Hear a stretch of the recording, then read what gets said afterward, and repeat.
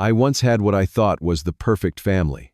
A loving wife named Lisa, two amazing kids, Emma and Jack, and a cozy home in Portland. We were happy together. At least that is what I believed until the day Lisa told me she had discovered an online business opportunity in California.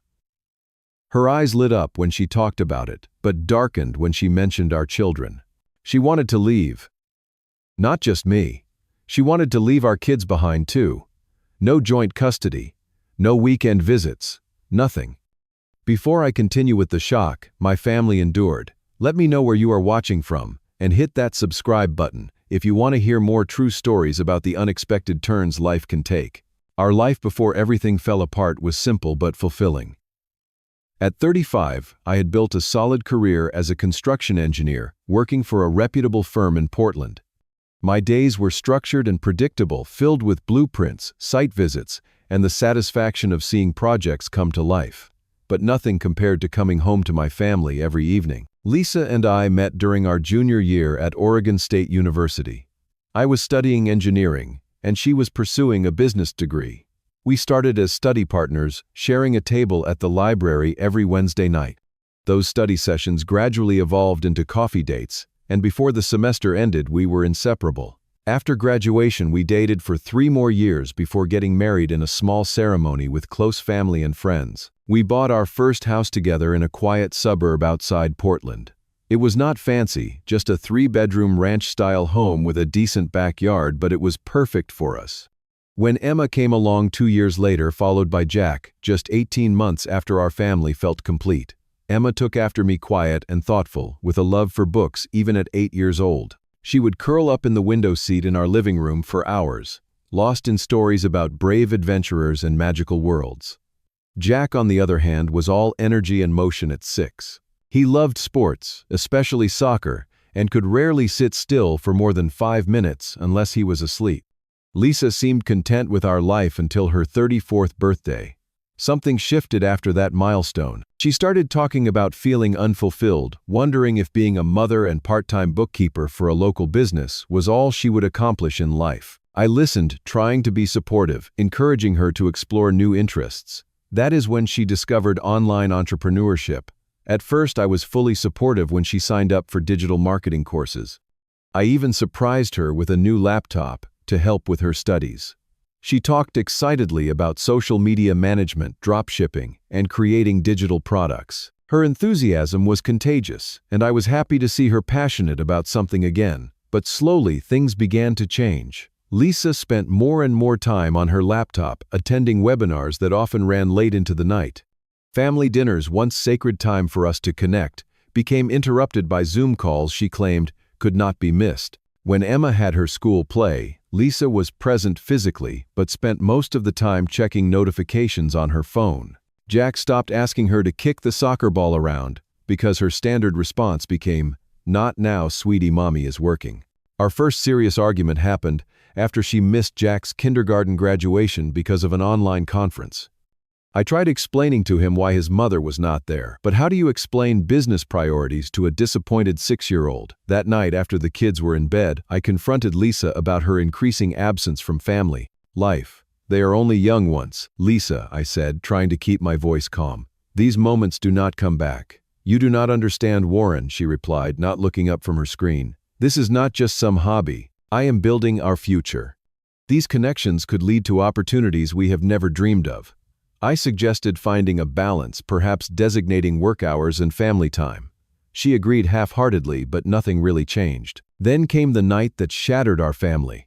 I had just put the kids to bed and was settling down to watch a baseball game when Lisa sat down next to me, her expression serious. "Warren, I need to tell you something," she said, her voice steady but distant. "I have been offered an incredible opportunity to join a business incubator program in San Francisco. They only accept 20 people each cycle, and I got in." "That is great," I said, genuinely happy for her success. "How long is the program?" "A few weeks, 6 months, initially," she replied. "But I plan to relocate there permanently, if things go well, which they will." I stared at her confused.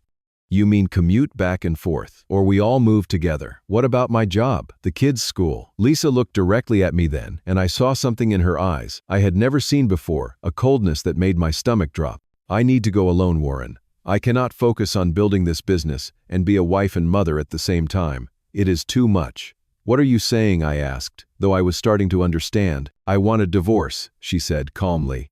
And I think the kids should stay with you. You have always been the more natural parent anyway. The shock was physical, like being punched in the chest. You are leaving us, all of us. What about Emma and Jack? They will understand someday, she said. I am not cut out for this life. I never was. I tried for 8 years, but I cannot do it anymore. I need freedom to pursue my own path. I suggested every alternative I could think of. Working remotely from home, taking a short sabbatical to explore this opportunity, but maintaining our family therapy. Nothing swayed her. Her mind was made up. That night, after Lisa went to bed, I sat alone in our kitchen until sunrise, trying to make sense of how the woman I loved could walk away from our children. The hardest part was telling Emma and Jack. Emma, perceptive beyond her years, asked if it was something she had done wrong. Jack simply asked when Mommy would come back, unable to grasp the permanence of what was happening. The divorce process was mercifully quick, but emotionally devastating. Lisa did not want anything from our joint assets, except her personal belongings, and a small settlement to fund her new start in California. She found an apartment in San Francisco, packed 2 suitcases, and left within 3 weeks of our conversation. My parents were shocked and angry. They had always treated Lisa like a daughter, and her abandonment felt like betrayal to them too. Friends awkwardly tried to offer support, but I could see the judgment in their eyes, wondering what I had done to make my wife leave her family. The most surreal moment came during our final meeting with the lawyers. Lisa signed papers relinquishing all parental rights without hesitation. No custody arrangement, no visitation schedule, not even the right to make decisions about the children's education or medical care. The lawyer, a veteran of countless divorces, looked visibly uncomfortable as Lisa signed away her motherhood with a steady hand. Are you absolutely certain about this? He asked. This is extremely difficult to reverse later. I am certain, Lisa replied. A clean break is best for everyone. When I asked if she wanted to arrange any way to stay in touch with Emma and Jack, perhaps video calls or letters, she declined. It will only confuse them, she said. Better they adjust to life without me now. I left that meeting feeling like I was living in some alternate reality. How could the woman who had nursed our babies, bandaged their scrapes, and sang them to sleep, now sign away her connection to them as easily as canceling a magazine subscription? Becoming a single father overnight was the hardest adjustment I have ever had to make. I had always been involved in my children's lives, but Lisa had managed most of the day-to-day details. Suddenly, I needed to learn how to properly detangle Emma's long hair and braid it for school. I had to memorize the complicated schedule of soccer practice, piano lessons, and play dates. I burned countless dinners before mastering a handful of kid-friendly recipes. The nights were the hardest. Emma would cry silently in her bed, thinking I could not hear her. Jack had nightmares and would wake up calling for his mother. Those moments broke my heart repeatedly, knowing there was no answer I could give that would heal their pain. My mother was a lifesaver during those first few months. She drove up from Eugene twice a week to help with the kids, teaching me domestic skills I had never needed to learn, and offering the kids the maternal comfort they desperately needed. Our neighbor Rachel, a retired teacher, also became an unexpected ally, offering to watch the kids when work emergencies came up. My boss was understanding, allowing me to adjust my hours and work from home 2 days a week. I converted our guest room into a home office, installing a desk where I could see into the backyard while working. I learned to type reports with one hand while making peanut butter sandwiches with the other. Coffee became my closest friend, helping me push through exhaustion to be present for my children when they needed me. 6 months into our new normal, parent-teacher conferences came around at Emma's elementary school. Her 3rd grade teacher, Sarah Johnson, wanted to discuss how Emma was coping with the changes at home. I entered the classroom expecting a difficult conversation, but instead found understanding and support. Sarah was in her early 30s with kind eyes and a gentle manner that immediately put me at ease. As we discussed Emma's progress and emotional well-being, she mentioned that her own parents had divorced when she was 7. It was hard, she said, but my dad was my rock. From what Emma tells me, you are doing an amazing job. Those words meant more to me than she could know. As we continued talking, our conversation drifted beyond Emma to shared interests and experiences. Before I knew it, an hour had passed and other parents were waiting. I apologized for taking so much of her time. It was no problem at all, she said, smiling. Emma talks about you constantly. It is nice to put a face to the superhero she describes. That brief interaction left me feeling lighter than I had in months. Over the next few weeks, I found myself volunteering for classroom activities, just to have an excuse to see Sarah again. She was always professional but warm, and I noticed how naturally she connected with both Emma and Jack when they crossed paths. One afternoon while picking up Emma, I finally worked up the courage to ask Sarah if she would like to grab coffee sometime. Her smile and quick "I would like that" sent my heart racing like a teenager's. Our first date was at a small cafe near the school. My mother stayed with the kids, giving me strict instructions not to rush home early out of nervousness. Sarah and I talked for hours about everything and nothing, the conversation flowing effortlessly. She understood the complexities of my situation without judgment, and for the first time since Lisa left, I felt the possibility of joy again. We took things slowly, mindful of the children's fragile emotional state. Sarah met them officially as Miss Johnson, a friend of Dad's, at first joining us for occasional movie nights or Saturday morning pancakes. Emma, who already adored her teacher, was thrilled. Jack was more reserved initially but warmed up when Sarah revealed she used to coach youth soccer and offered to practice with him. After dating for almost a year, with the kids growing more attached to Sarah, each day she moved in with us. The transition was smoother than I could have hoped. Sarah brought warmth back into our home, filling the empty spaces with laughter and new traditions. She helped Emma with her science projects and attended every one of Jack's soccer games, cheering louder than any other parent. We married in our backyard the following spring, with Emma as our flower girl and Jack proudly bearing our rings. My parents, who adored Sarah, welcomed her officially into the family with tears of joy. Sarah's parents embraced Emma and Jack as their grandchildren without hesitation. Shortly after our wedding, Sarah began the process to legally adopt Emma and Jack. The children were thrilled at the idea, especially when they learned they could call Sarah Mom officially. The day the adoption was finalized was one of celebration and healing. We framed the certificate and hung it prominently in our living room, a symbol of our chosen family. Life settled into a new rhythm.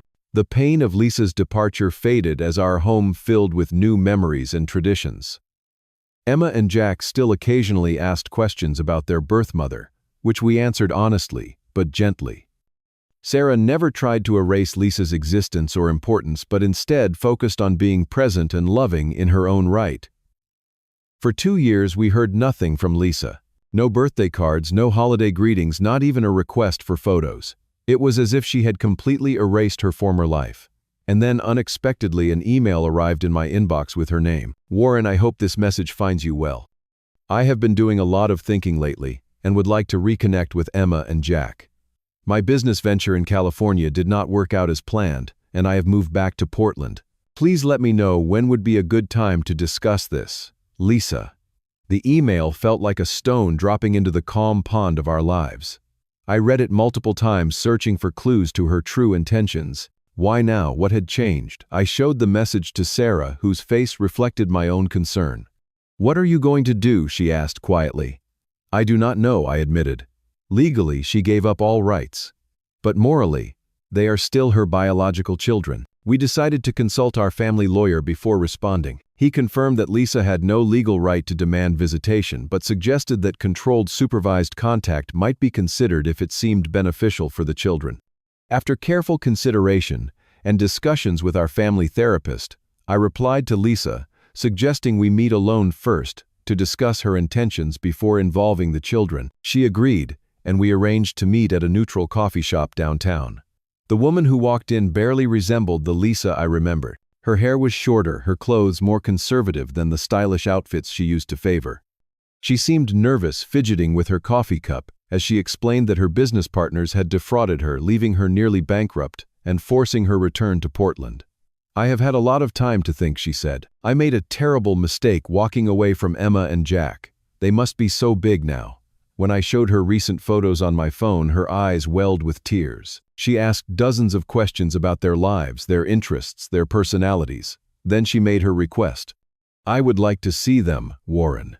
Not to confuse them or disrupt your lives, just to be part of their world again, even in a small way." I explained our current family situation, including Sarah's adoption of the children. Lisa's expression hardened momentarily at this news, but she quickly composed herself, claiming to be happy they had a mother figure in their lives. We agreed to consider her request and parted without firm plans.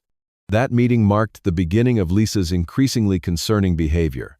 Though we had made no promises about arranging a meeting with the children, she began appearing in places where she might encounter them. I received reports from other parents that a woman matching Lisa's description was watching Emma's class during recess from just outside school grounds.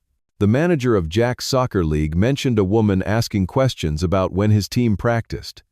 Expensive unmarked gifts began appearing on our doorstep, toys and electronics that were far beyond what we normally provided the kids. When Emma asked who they were from, we had to carefully navigate the conversation, not wanting to lie but also concerned about Lisa's motivations. One Saturday at the grocery store, Sarah noticed Lisa following us from a distance, ducking behind displays whenever we looked her way. Another time, while at the community park, I spotted her taking photos of the children from her car. Then Lisa escalated to direct contact with Sarah, calling her cell phone repeatedly in the middle of the night. The messages she left ranged from tearful pleas to help her see the children to angry accusations, calling Sarah a child thief and fake mother. Sarah, normally unshakable, was visibly distressed by these calls. "She sounds unstable," Warren Sarah whispered one night after another late call.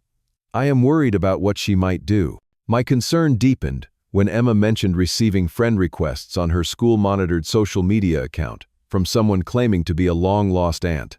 The account used a cartoon avatar rather than a real photo, but the messages asked personal questions that seemed designed to extract information about our family routines. The school principal called one afternoon to report that Lisa had attempted to attend Emma's school concert, claiming to be on the approved family list.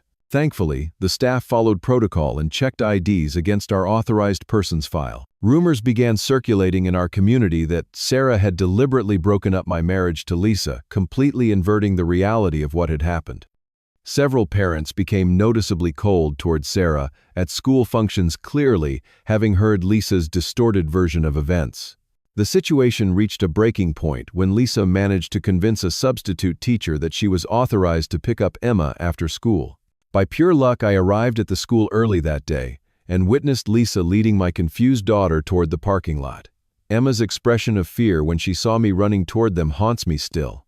The impact on our family was immediate and severe. Emma began having nightmares, waking up, screaming that the strange lady was trying to take her away. Jack, who had always been outgoing, became withdrawn and anxious, asking repeatedly if he had to go with the other mom if she came back. Sarah tried to maintain her composure, but I could see the toll it was taking. She jumped at unexpected sounds and constantly checked that doors and windows were locked. She even considered taking a leave of absence from teaching, worried that Lisa might cause a scene at school. Our marriage, which had been a source of strength and joy, now strained under the constant stress. We found ourselves snapping at each other over minor issues, both exhausted from maintaining constant vigilance. The secure, happy home we had built was being eroded by fear and uncertainty. After the attempted school pickup incident, I knew we needed to take decisive action. That evening, I called our lawyer and explained everything that had happened. He immediately recommended we pursue a restraining order based on Lisa's escalating behavior. The next morning, Sarah and I began methodically documenting every concerning interaction. We collected the voicemails Lisa had left, screenshots of the suspicious social media accounts, statements from school staff, and other parents who had witnessed her stalking behavior. We installed security cameras around our home and kept detailed logs of every unusual occurrence. We met with the children's school administrators to update security protocols. Emma and Jack's teachers, coaches, and activity leaders were all given clear instructions about who was authorized to interact with our children. Photos of Lisa were provided to security personnel with explicit instructions that she was not to be allowed near the kids under any circumstances. I scheduled appointments with a family therapist specializing in children dealing with anxiety and trauma.